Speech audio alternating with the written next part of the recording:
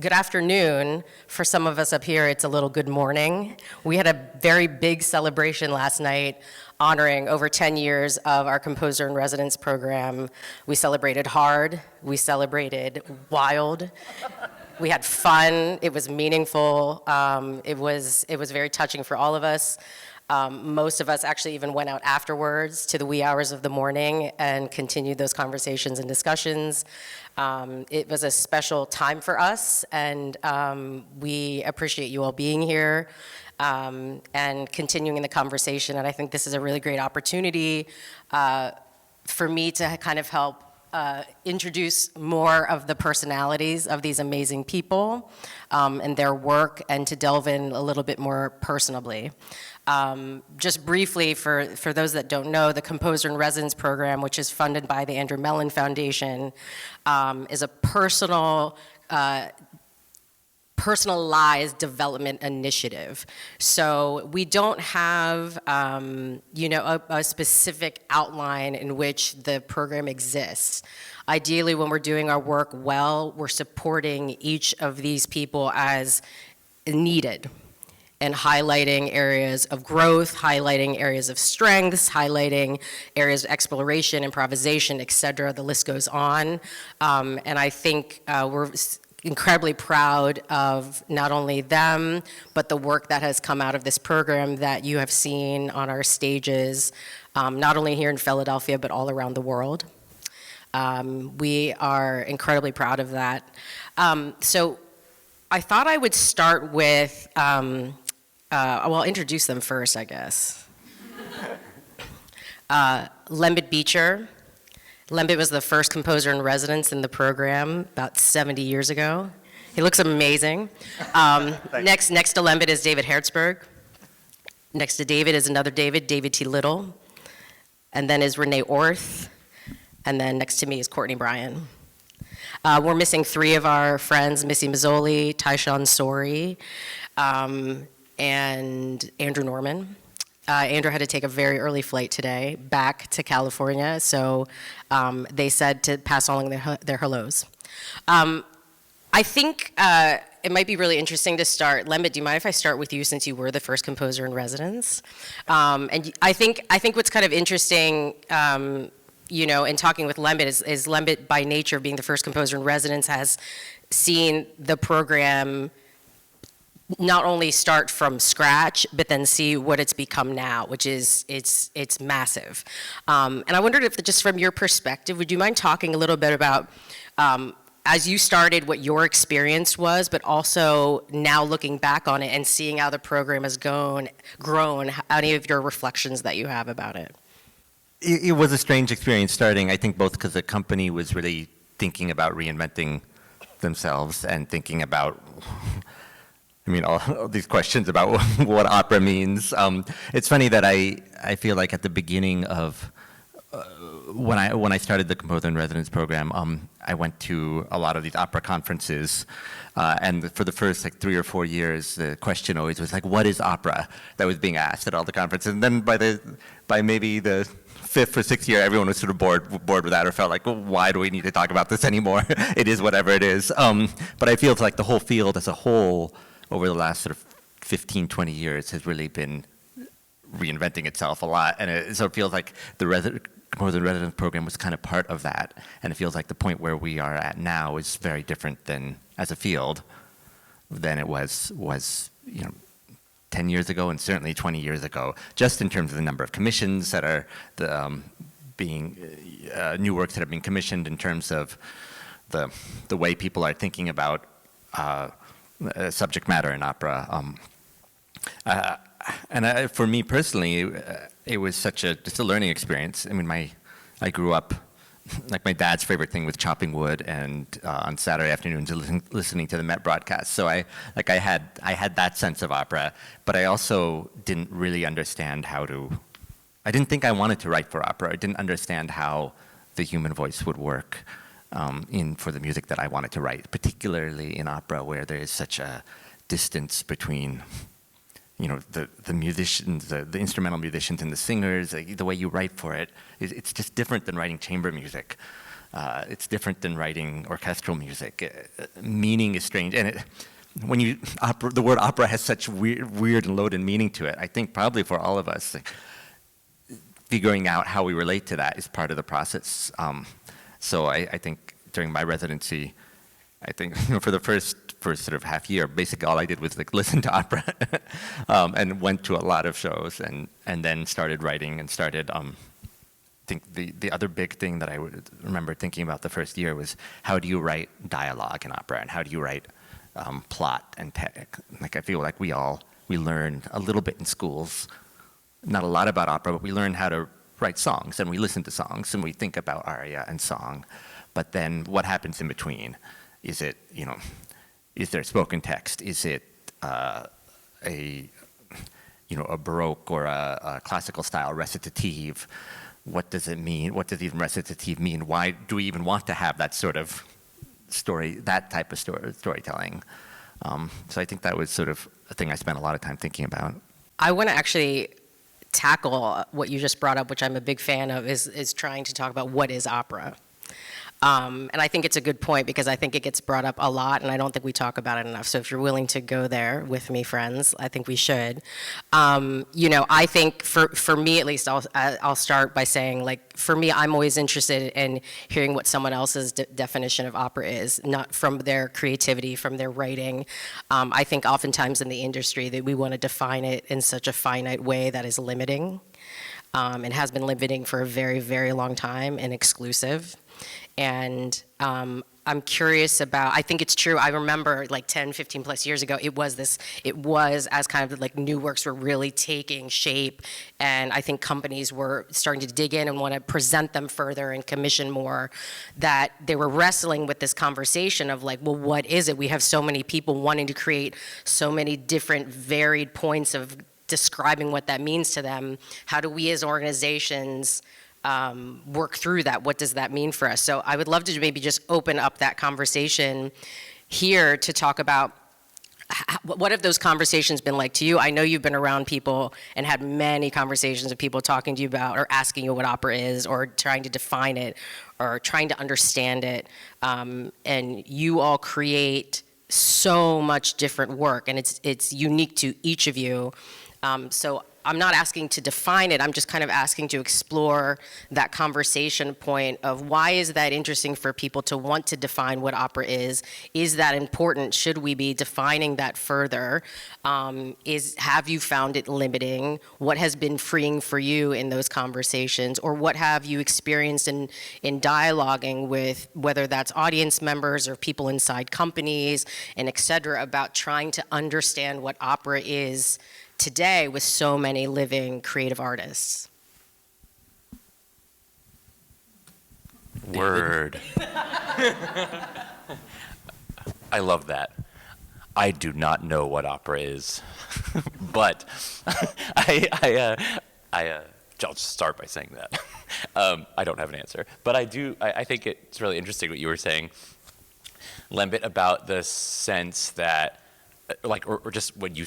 There's this kind of like weird gravitas or something when you say opera. It comes with all this these other associations that are like extra musical and even like extra cultural to the universe of whatever classical music stuff or just any kind of music, concert music presentation stuff you're doing. Because I do think that kind of, to me, like what I think about opera as being exists somewhere in the tension between this like thing that kind of is resonant with that idea that, like Lembit was saying, which is this like vaunted old European, not just a dead art form, but like an archaic, ancient art form, that's like mostly European, that's like all, and yeah, like super old and really, really specific.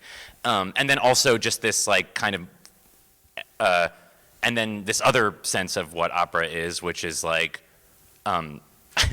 this sort of like, in a way, like complete cultural irrelevance of that to the world that we like live in, and it's sort of, and just like opera as like, I mean opera is like a term that I feel like has really been used, especially in the past like 10 years. I feel like I've observed it a lot in like the performance art space. In the fine art world, opera is just, I mean, opera is just work, opus, it's just a thing. And I feel like a lot of what opera is today and a lot of the dynamic possibility of what it can be is just a complete carte blanche of treating this weird historical legacy as like a complete like vestigial structure of the of like culture, and it's just like a thing that you can like play with, and like what can be made from all this like old weird technology kind of like of the human voice, which is such a beautiful way that that people keep alive in this institutional sort of context of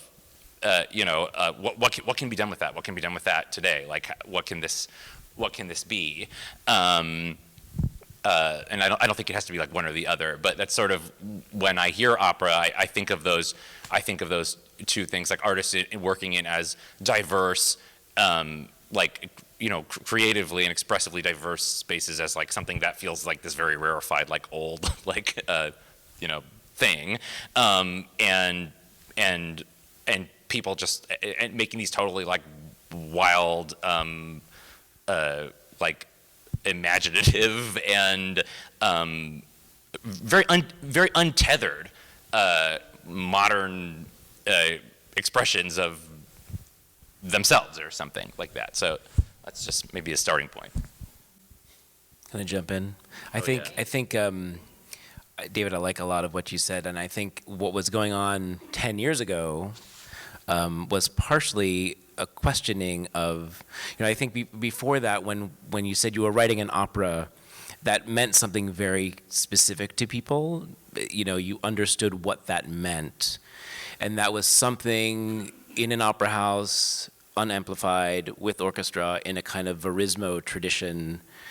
And I think 10, 15 years ago, a lot of people who were coming up, a lot of us on the stage, and many others were coming up and saying, well, but I don't want to really write that, but the form or the space that opera occupies is a space I'm interested in.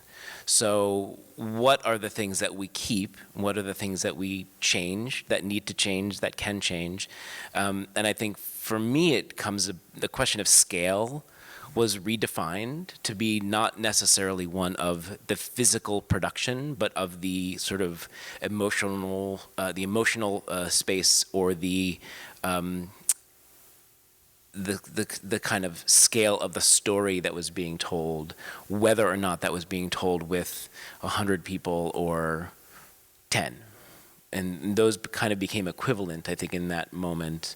And then when a lot of those works started to be produced, people who had the previous definition were like, well, what's going on now? What is opera? And I think that question came out of it was a response to the work that was just being made at that time. Renee, Courtney, any thoughts from you? I can speak personally when I think about I'm writing an opera. What does that mean for me? And I think there's two major questions. First is, one, there's text, and what is it about this text that demands to be sung? I think is the first thing that I need confirmation of. And for an opera, for me, it's also what about this work demands that it needs to be staged, that I need this whole visual aspect of it. It's not enough just to have a concert version. I need a set. I need lights. I need the whole production side also.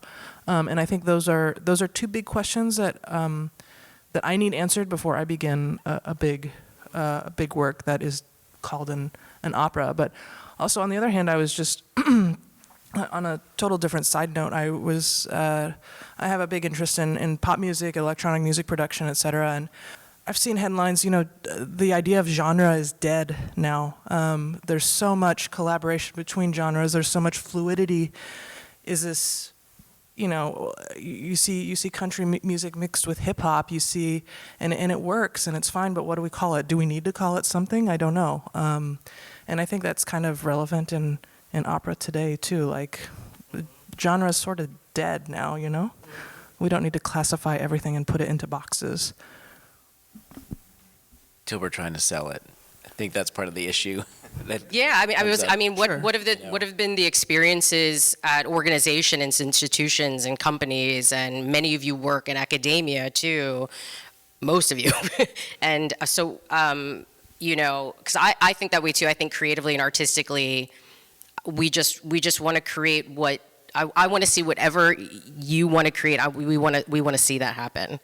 And yet we know when it comes to funding, marketing, the way you're communicating to audiences, the way you're engaging and welcoming different audiences, the way the work that you want to do in community, that becomes then other levels and layers to the conversation. I'm curious in your experiences, how have you navigated that, or what have you had to navigate in terms of having those conversations with other institutions, organizations, et cetera, with your pieces?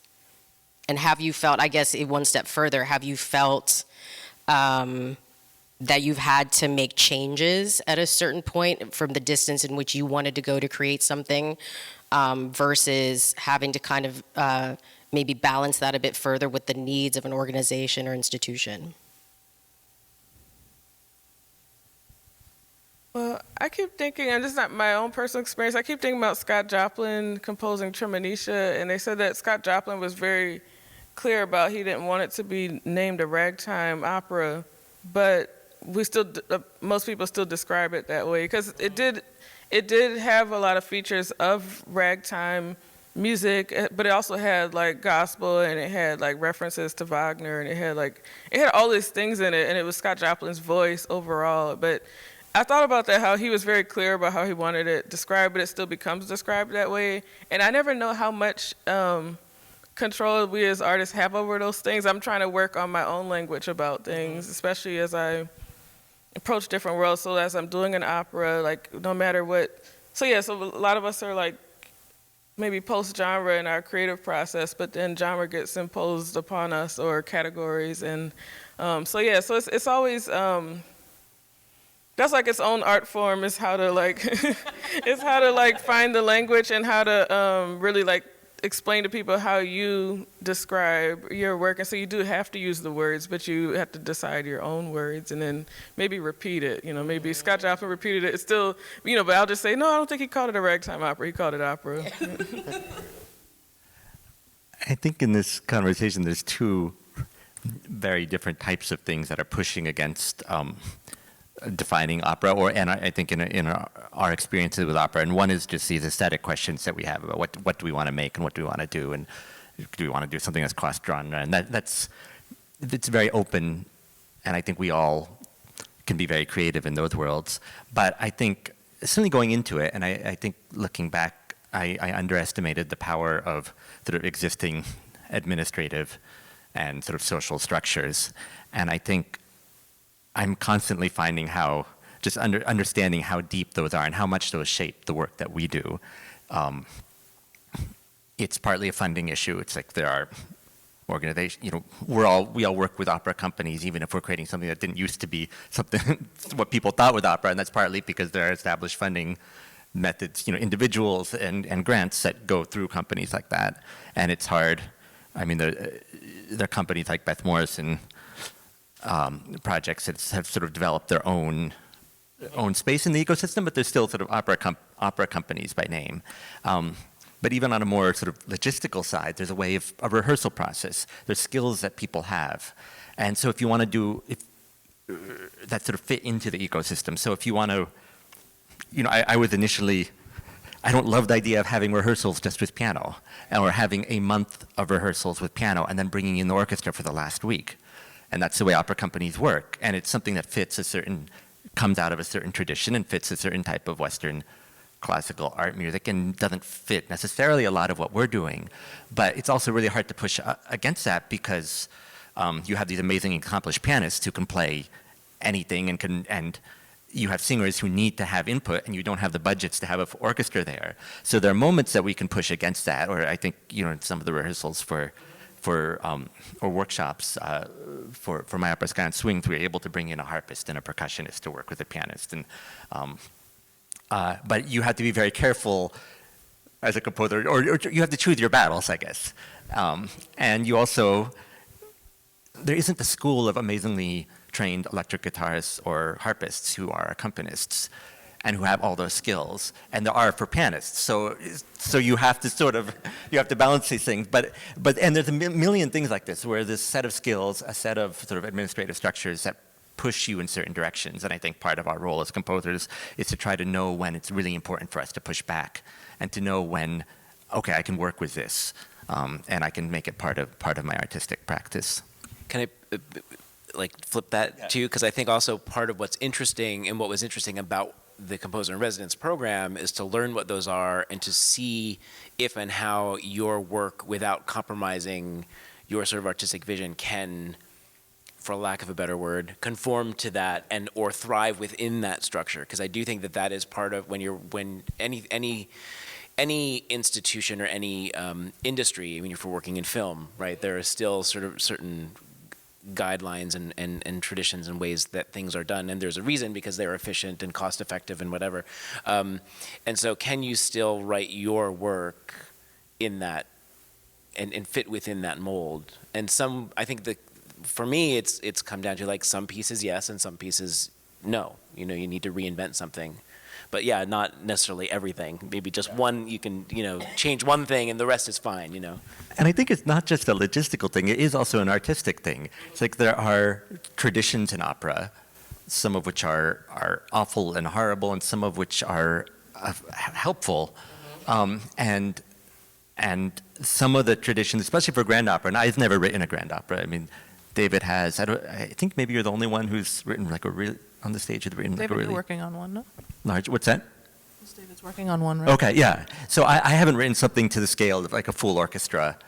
It's maxed out at like 11 or 12 players, something like that. But when you get to that size, it's, at least in my experience, it's just much harder to be effective because you're dealing with this immense distance between the pit and the orchestra. You're dealing with these large forces that are more unwieldy, and just to create something musically that's effective, I think it's harder to go outside of the standards. There's the reason that there are these certain traditions about the way, say, a soloist and a choir will interact musically. And that's something that I hope I'd have a chance to explore, but it feels like it's another pressure on, or limiting pressure on us as composers. I was wondering if we could talk a little bit about just how one becomes interested in composing opera. And I mean, I think with you've talked about before that from a very young age you knew and you wanted to write opera. But even beyond being opera specific, I wonder if you could talk about your journey as a musician, and how does that begin, and how do you then become a composer? Like how was that process for you in your life? Sure. Yeah. So even just starting from, I remember these certain experiences I had growing up in New Orleans. We have our whole long history of opera in New Orleans, but I remember there were certain experiences that led me to think about writing for orchestra one day, and then also opera. And the opera one was Verdi's Aida.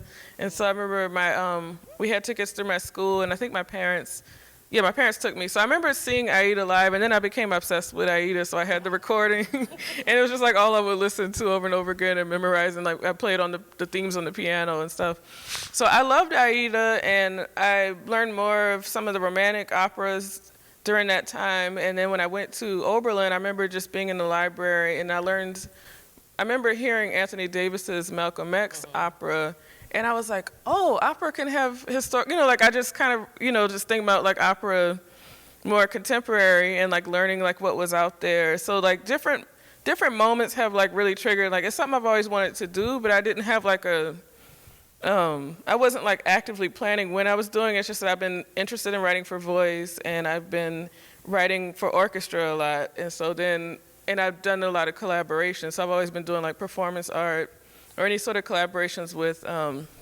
that's one of my things I love to do is either theater, dance, writing, whatever it is. I love collaborating. And so it kind of it came at a point where it was okay, now it just felt like this was the time to really focus on opera. It's just kind of a natural timing thing, but something that I feel started back in high school as a goal for some point.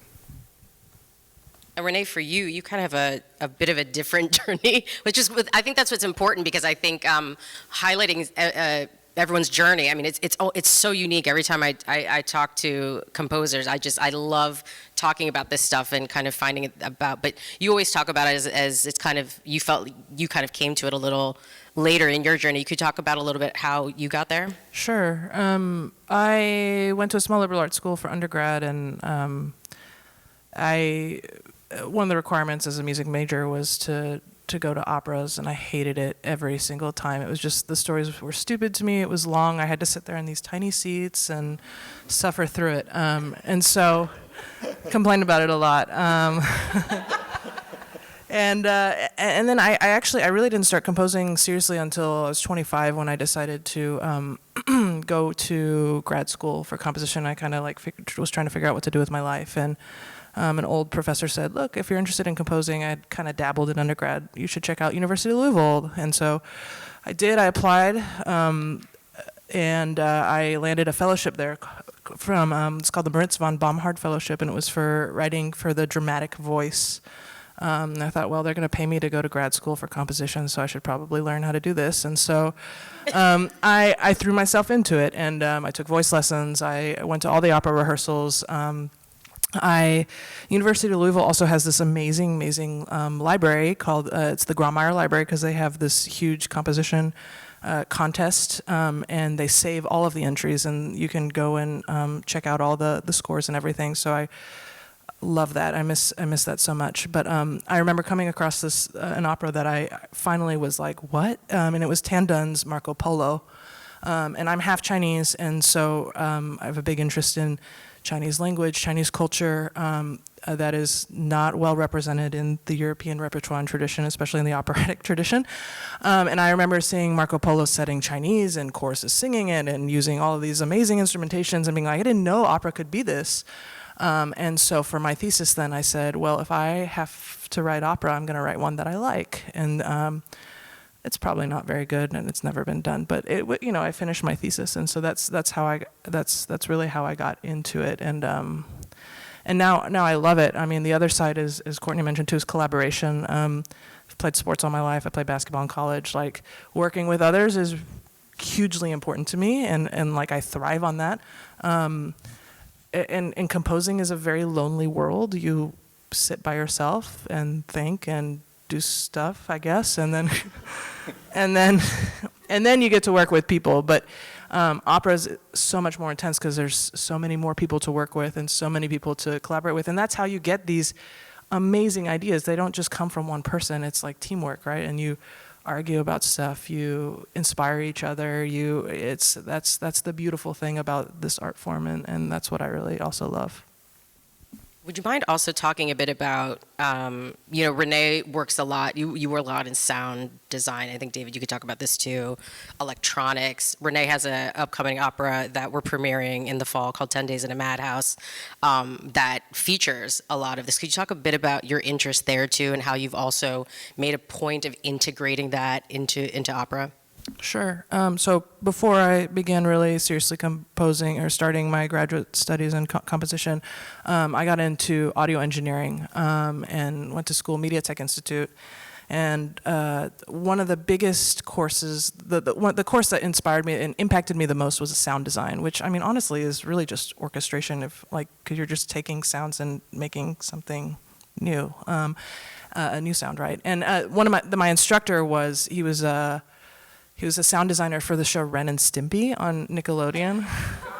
Yeah, and it was he was hilarious. So many uncouth stories that I will not share, but it really impacted me. It was so much fun. I remember, and I just loved that part of it. And I think as a composer, it was just natural just to want to incorporate that. I think also coming in and being like, we go to these pop concerts, these electronic concerts, and they do all kinds of crazy stuff, like live vocal effects, tracks and lighting and everything synced, and everything always works, and why are we not doing this in opera? This is relevant, and this is exciting, and people are paying to see this. People are selling out shows, and it's also just become such a part of me. I love just infusing those sound worlds because they're so different, but also you can just create such cool things that a lot of people, I don't even know what they sound like sometimes. We'll find out when we get in the theater, you know? So it's just fun to continue to explore and to take those risks, because I think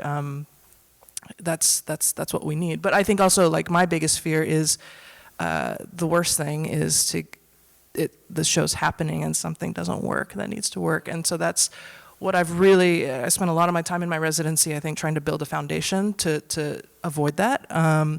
And with each piece that I've gotten to, or each work that I've gotten to create, I've tried to work on building upon what I already know. And I think that helps a lot. Also, assembling like a really, really great like sound team is amazing, so you don't have to do it all by yourself.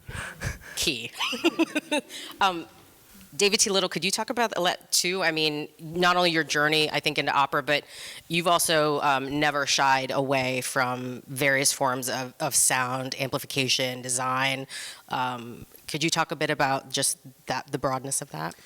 Sure. Well, it's interesting, Renee, mentioning, these shows where everything is on a single click track, and Black Lodge, which we did here in the fall, was that. All the lights were set to the click. Everything was running from the same click. And it was terrifying before it started. Will it start? But, like you said, having a great team who knows all that stuff and can build a sort of fail-safe system, and it worked. And it had a level of precision that felt like a rock show. Right, because that's the thing that we in culture know. And I think for me, the question of sound design or amplification, or however you want to, whatever angle you want to look at, comes from this idea that, well, what do we encounter in culture?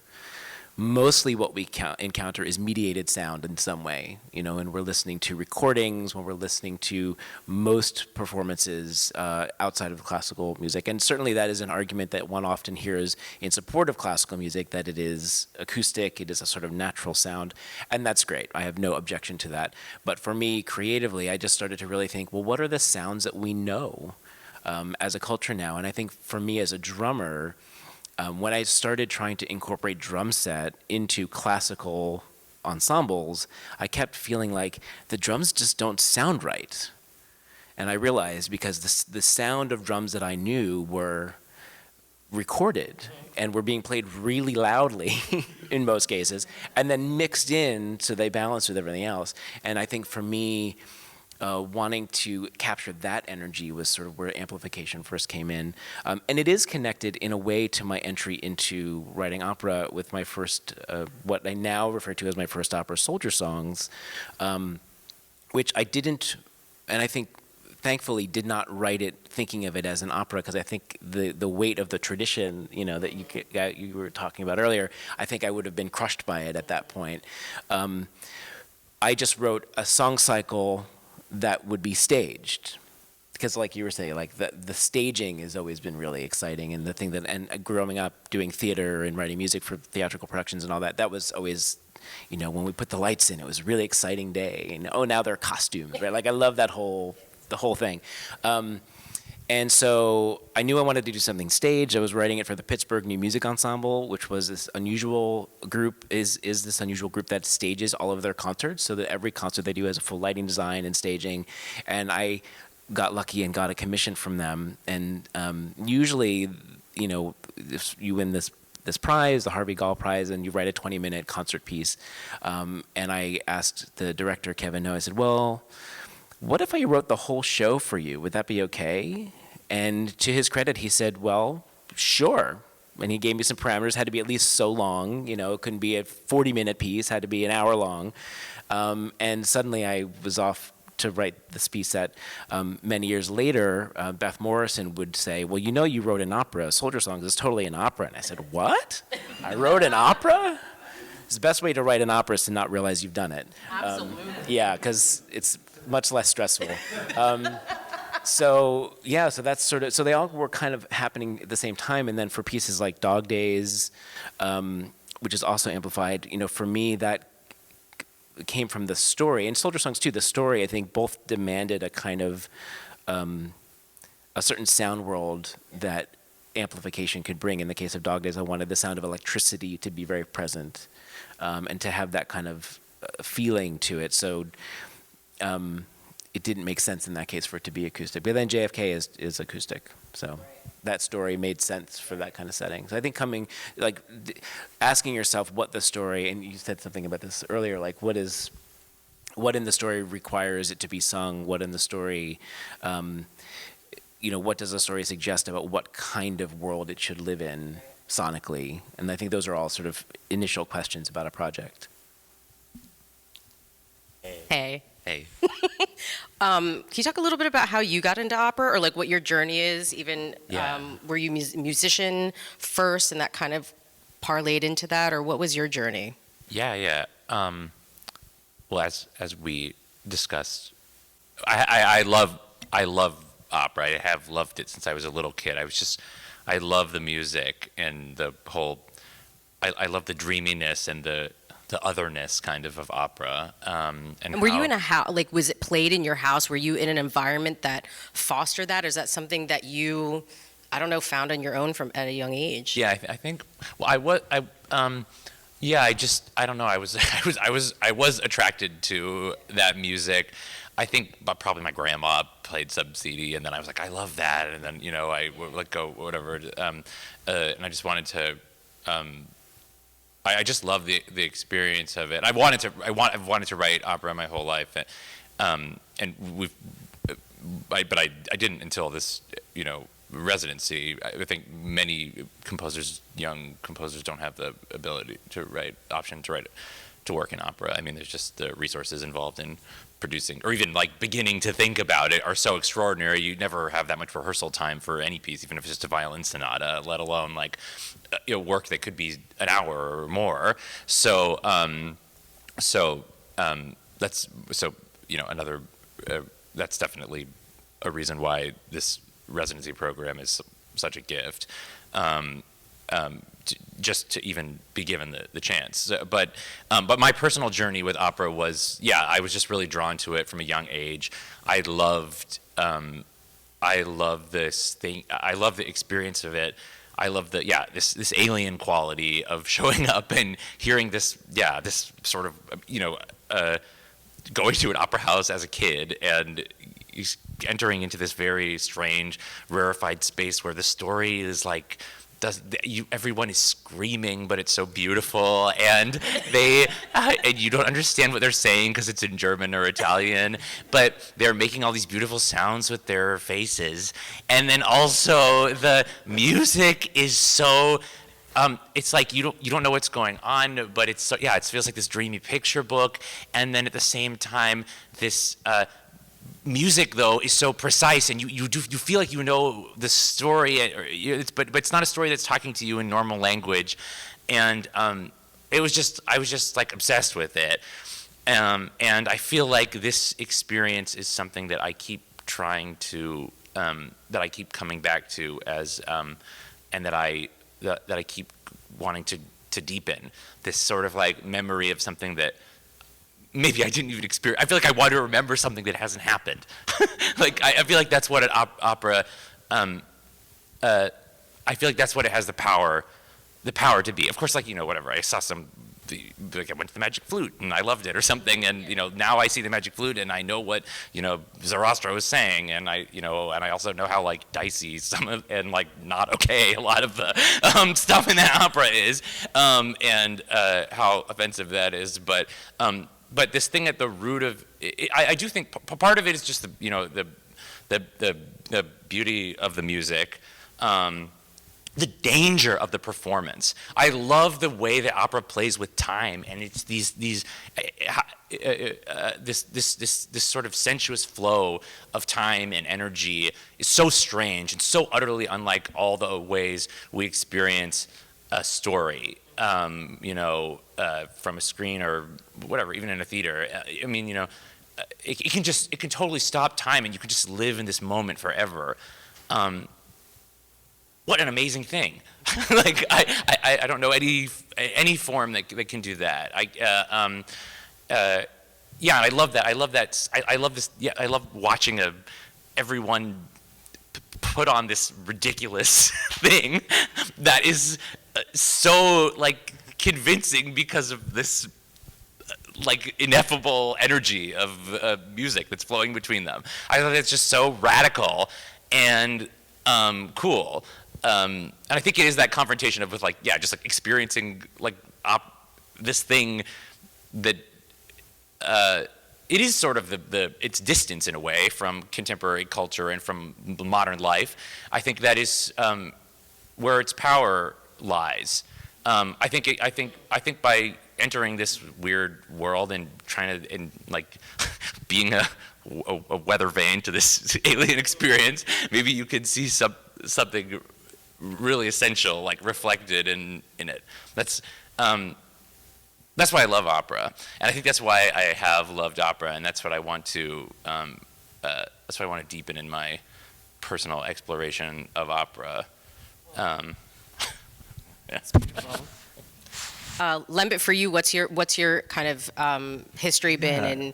Can I just quickly you- follow yeah, up, no, up on that? Because I you- love what you're saying, David. I love the I just like the clear passion and visceral enjoyment that you have with opera. And I think there's this idea that opera, when you walk into the opera house, it forces you to accept rules that are not part of reality. Like from the beginning, that's sort of the contract that you make when you go in. It's like, people are going to be singing in this crazy, there's no attempt to make it real. Or at least you have to take some leap in terms of representation and stylization. And I hope that as opera sort of expands and tries to tell more and more stories, that it holds on to that and finds new ways of being symbolic or representational or strange. And the one thing I worry about opera is a little that you see existing sort of IP becoming an important part of it, a novel, a movie, and it's like, Totally. and often opera does things that are so not that novels and movies and things don't do, and we're trying to tell real stories, which is good, but sometimes it can be, if you're trying to tell a story in a way that's too realistic in terms of the approach, you worry that why not just have a play, or why not take advantage of the things that opera does well and this fantasticalness of it. I hope the opera world can find those ways of doing it. Right, I think for me, I mentioned my dad. My dad loved opera. I grew up around opera, and but I never saw it as that was very distant from my work as a composer or thinking of an artist. I didn't understand how I might be a part of that because it felt old and and I didn't love the sound of operatic singers singing my music, especially in school where singers are sort of training and learning, and it sounded strange. And I think for me, the moment of breakthrough was this. I was at University of Michigan for my doctorate, and there was a soprano and double bass duo, a soprano named Mary Bonhag, a double bassist named Evan Primo, who were this duo, and they'd play at like these composers forum events where the composers would all put their pieces on, and normally it was like a violinist hiding behind 18 stands like this, trying to, walking down the stage slowly, trying to play this long piece of music. And instead, sort of Mary and Evan would like stand at the edge of the stage, have stuff memorized, and they just sort of like sing out to you and sing you the words and communicate straight to you as they were singing. And I realized something more, that the voice, they were singing new music, and that the voice could speak to me in a different way. And I wrote a piece for them called "And Then I Remember," which was based on interviews with my grandmother about her story. So I had some text, recordings of her voice. She had a very musical voice, but then also set some of her words for the soprano to sing, for Mary to sing.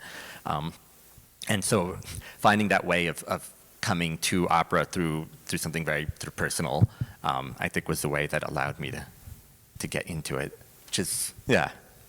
You guys have all said some different things that keep making me think about inspiration and where inspiration comes from. You've mentioned a lot about the collaboration, for instance, is one form of inspiration. Your grandmother's voice is a sense of inspiration. Not even just about opera, in anything musically that you're writing or experiencing or creating.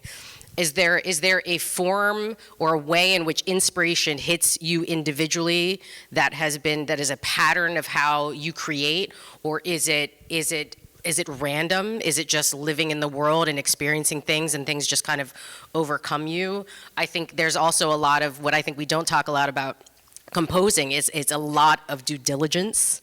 It's a lot of like you can model as like a 9 to 5, like you literally go to work every day, whether you're feeling it that day or not, you're like going to work, and that's what it is. So how does inspiration, or the inspiration for your creativity and the works that you write, come to you, if there is a way that it comes to you?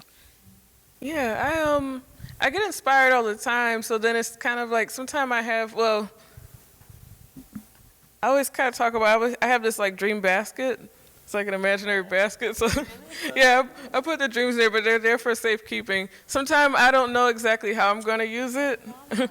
No, it's important because I was like, yeah, you have to like make time for dreaming. The world is can be very depressing otherwise. But yeah, so I have like ideas, and what I think about, especially as it comes to opera, because I've been thinking about opera for a long time without necessarily like moving on it, and now I'm excited to get into it. But I have these stories and these figures that I'm thinking about, and they're kind of in the back of my mind, and sometimes they're part of projects, like Harriet Tubman, for example. Like I've had, and Alice Coltrane, there's certain figures that are always kind of around, and so they're in my process. But I have figures that I'm inspired by, and what I like to do is like over time see who keeps coming back. Mm-hmm. Because like here in Philadelphia, there's a black Shaker Eldris named Rebecca Cox Jackson, and I'm still thinking about every time I visit Philadelphia, I'm like, oh yeah, it's like she's still kind of like, okay, are you ready to resume that project? But because it's like, but I feel like for me, inspiration, there's some things that are like at the moment I get inspired and I do something, but there's other things that have been around for a while, and I kind of like letting them marinate over time, and then like saying, okay, now it's time to kind of pick that one up and deal with it. But then there is a day-to-day thing. So that's the part that could be less fun sometimes. So sometimes, like when you really get it, it's like I love the brainstorming and the research stage. And then there's like trying to get into the music, and then that's fun. And then it gets like really frustrating for a while at different points. And then there's always the exciting thing of when it's finished and you get to hear it. But there's like that delayed satisfaction. So yeah, the creative process does take a lot of dedication and like being able to deal with all the moods, like deal with the times when things come to you and the times where you just have to kind of find it and have to make it happen. So it's like a mix of all of that. Yeah, I think also like deadlines are very inspiring. But I think also you were asking about process, and I love that question of like, what is composing? Because I have no idea sometimes. I like the dreaming state is so much fun, as you mentioned, but then when it's time to finally put pencil to the paper, it's like I ask myself every time when I begin a new piece, how did I write the last one? I have no idea. But then somehow you find your way in, and then you work through all this stuff. But I would like to also just say that like my process has changed significantly in the last few years, especially having children does that. And before I had the luxury of time to sit at a desk and wander and take walks and sit at a cafe or talk to people or like go through scores and take inspiration from past rep or whatever. And now I don't have that because I have small children. So I have found inspiration late at night when I am resentful of not being able to sleep because I have a crying baby on my shoulder, but at least then I can sit and think maybe a specific problem or issue that I'm dealing with in a piece and working through it in the quiet, minus the child, of the night in my brain. And you just kind of, it's a discipline, right? Composing is such a discipline, and you have to love it to torture yourself to continue to go through it, because it's, if you don't do that and you don't keep up your endurance for it, it's really easy just to check out and stop, I think. Yeah, I think, if you're not a composer, you should not be a composer. I think being a composer is just a thing you are, and I know if I'm not writing music, I'm kind of cranky. So I have to do it. I think a lot of my work recently in terms of inspiration is in finding connections between things that might not actually seem to be connected in the world. This piece I'm writing now, Sin Eater, really does that. And Black Lodge does that in a big way. Also, in a way, JFK does that. That there are these things that we can't see, or we don't usually see in the same frame, that are interacting with each other. And when we look at them in the same frame, they tell us something important. And so a lot of the work I've been doing recently has been you know, looking at that kind of question. And so the inspiration part of it is just looking around and saying, okay, that thing there, I'm going to hold on to that because it's going to connect with something. And then I see the second thing, and now, oh, those go together, and interesting, you know. And so it's you know, building a piece starts years and years and years before I start writing the notes. And in a way, it mirrors the practice of composition, which is also about making connections between notes, between chords, between movements, between, you know, structural things. So, yeah, I think I answered. Did I answer it? Was there another? Stunningly. It was amazing. Okay, That was great. you're next. I'm next. What was this about inspiration? If you're inspired right now, yeah. I'm inspired. Yeah, I love inspiration. I'm inspired by a lot of things. A lot of the classically inspiring things, art and nature, and various stuff like that. Sunsets, pretty puppies and flowers. No, but I really am. But I think that the most powerful motivator is this. The addiction is more powerful than sort of just this, like, you just have to, sort of just desperate need to just be in touch with music, like as though it were your best friend or something, you know, just to be in the presence of it, and in that state of communication, I think is the most powerful and motivating force for me to like be alive, in addition to create music. So. Yeah, I agree with a lot of what people have said here. I think I would say that writing, there's some aspect of it which is a puzzle, which is an enjoyable part, and part of that puzzle is like, how does this thing relate, how does this little bit of thing that I'm working on relate to the large thing? Because composing is all about time scales and about sort of affecting our sense of time, and and changing the context of time. So if you can hear the way you hear something as an audience member or as a composer depends on the context it's in, and that's some of the joy is figuring out how to enjoy that or manipulate it or create something out of those connections between the large and the small scale.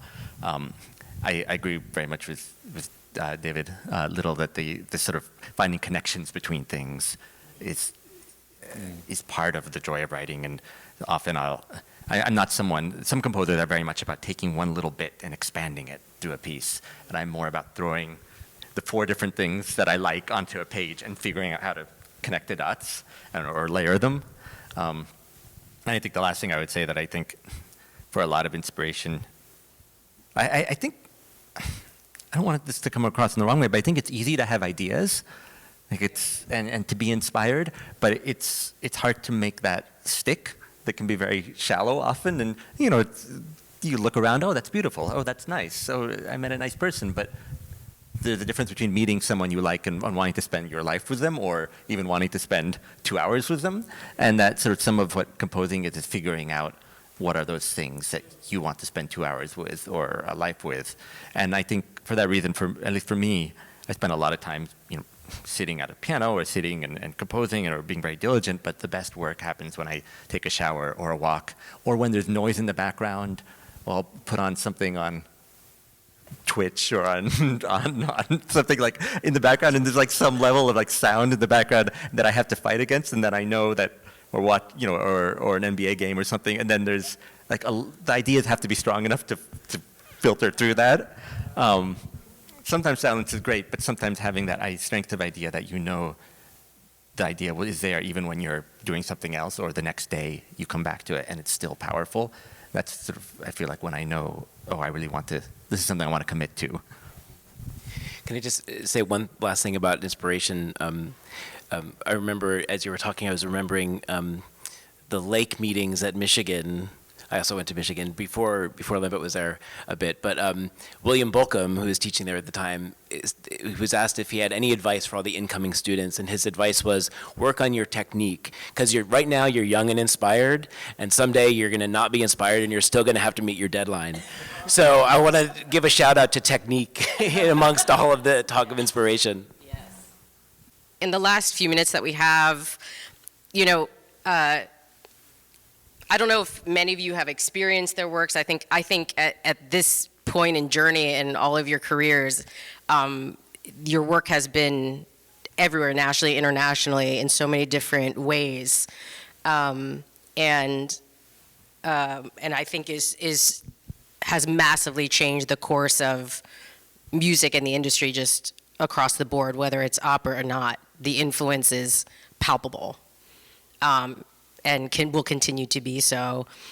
I wonder if people know as much about your influence in other ways. So many of you are educators, mentors, professors. You are in academia. It is a big part and a commitment to you to continue to foster younger generations, which we're also seeing now, I think, at the age that we are now, the massive impact in that way. And I'm curious about, for those of you that do educate but also mentor people, and why that is such a commitment, why that matters, and to build off of that too, how important is the community conversation in your works, and talking about community, which I think oftentimes as educators and mentors can be a coincided conversation too, about the impact and importance of community. It's a broad statement, but I wonder if there's anything in there that, in the last few moments that we have, that speak to you and that you feel inspired to pick up on. Whatever. Whoever wants to speak. I'm excited to hear your response. I'm not, I very much would love to teach, but I don't, and I'm curious to know your insights as well. Yeah, I mean, I think about this a lot. I mean, I have my full-time teaching situation, which is at Tulane University, but it's always important for me when I have like a project or an affiliation with an institution to get to work with younger folks on creating music. And so that's one thing that I've found, and one thing I feel like I'm always thankful for is benefiting from so many great mentors throughout my life. And so there's always that person where I'm like, oh, if I hadn't met this person, this person introduced me to this concept sometimes, but also sometimes this person also just told me I could be this, So it goes beyond, there's the technique side, but there's also the mentors that have meant the most, are the ones who are like, here's a door that's open for you that you may not know is yours, but it is. And so those have been important. So when I get into a situation of mentorship, that's something that's important for me with younger people, is just to know they can create music having what they have. Like, I've done different programs when I was composing in residence with Jacksonville Symphony some years ago, and I do the same thing with Louisiana Philharmonic now, where I'm a creative partner. I work with young people, just kind of like whatever they have, like whether they play an instrument, or sometimes I went to schools in Jacksonville where they didn't necessarily have to have an instrument, but as long as they have their voice and like body percussion or their desk, or they can create something. So I had them think of sounds of their neighborhood, and they would create these sounds. And it was like, how do you make a piece out of that? And through doing that, teach some of the words like form, improvisation, composition, all these words that come up, melody, but really just kind of starting with them. And it's just such a great experience working with young people. So I'm always thinking of ways to kind of bring that, to kind of have even more impact with that, and just kind of let that grow as a program, because it's something that gives me so much joy. And I just feel like, the door should be open for young people much earlier to know that they can do this. Yeah, no, absolutely. So I teach at Manus at the New School. I'm the chair of the composition program there, and I think there are two big things that have been really important for me to try to instill in the culture there. I think, one is the sense that there is value in every voice, and that no matter what the work that you're trying to do is, whatever world it inhabits, it has value, and there is a place for it in the world. And I think conservatories have, in the past, not had that approach, and they've said, well, you're here to learn this very specific thing, and I think that does not have to, I think you can reframe that as being about technique, and you're here to learn the techniques to express what you have to express, not to learn how to make the right sounds, quote unquote. And so that has been really important, and I think building a community around that is supportive of that, where the members are all supportive of each other, and that is a community that where the community itself is representative of the world we live in terms of who's in it. And I think those things all go together and are really essential in the world right now. So it's been good to be able to work on that. When I don't teach right now, I taught just for a semester at Denison University a number of years ago as a visiting faculty. And one thing, I taught a music history course, but also a computer music course. And throughout, specifically there, but teaching, when I teach private students also, I'm just thankful for technology, because I think it's something that it cuts through a lot of the sort of gatekeeping technique issues that are sort of a problem in classical music. That's the amount of education and monetary support you need for composers, for institutions to take you seriously. Sort of a while, 20 years ago was huge, or for to write, to notate music in a classical way. And it was just, I loved just teaching through Pro Tools or Logic or something like that, where people can take sounds, record them, and start putting them together. I remember we had two offensive linemen on the Denison football team in that class, and they were both using like toilet bowl flush sounds in their pieces, and it was remarkable that like one of them was really, like, this is of course a subjective judgment on my part, but one of them was really good and one of them was not, and it was like the way that one of them like linked the sounds together and made something, and it felt like there were ideas there, and there was both ideas and technique, whatever that means. And of course, as a teacher, you can't just say that in front of the class, but hopefully people can start, you ask questions and you start talking about the way sounds are created, and hopefully everyone in class starts responding to that. But it's just amazing to be able to just deal with sound directly in that way, and just respond to and manipulate sound directly. And that's, I think everyone has a response to it and can do that. And it's really fun then to do. Well, there's also something about sort of modeling being a good colleague, or modeling being a good mentor, so that your students see you and how you interact with your colleagues, being respectful, even if our faculty at Manus everyone writes very different music, and we all like each other, and we all get along, and we all respect each other's works. And I think showing that is super important. Well, sadly, we're out of time because, as you know, we could just keep going. Endless inspiration and information and education, but thanks to each of you for being here.